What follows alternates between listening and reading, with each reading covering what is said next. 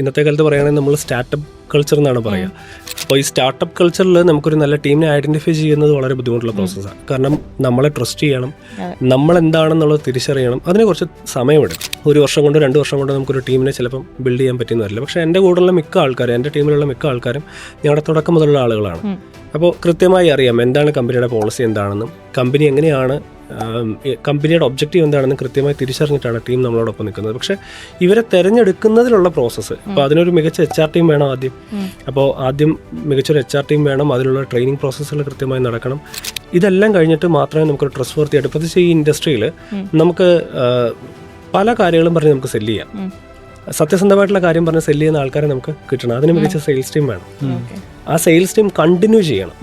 അതായത് 1-2 വർഷം കഴിഞ്ഞിട്ട് നമ്മുടെ ആ പ്രൊജക്റ്റിൽ നിന്ന് പോയി വേറൊരു ഇൻഡസ്ട്രിയിലേക്ക്, വേറൊരു കമ്പനിയിലേക്ക് പോയി ജോയിൻ ചെയ്യുന്നതിനേക്കാളും ഇതേ സെയിം ഇൻഡസ്ട്രിയിൽ തന്നെ ഇതേ വ്യക്തി തന്നെ, അതായത് ആരാണോ സെല്ല് ചെയ്തത് അതേ വ്യക്തി തന്നെ കീ കൊടുക്കുകയും കൂടെ ചെയ്യണം.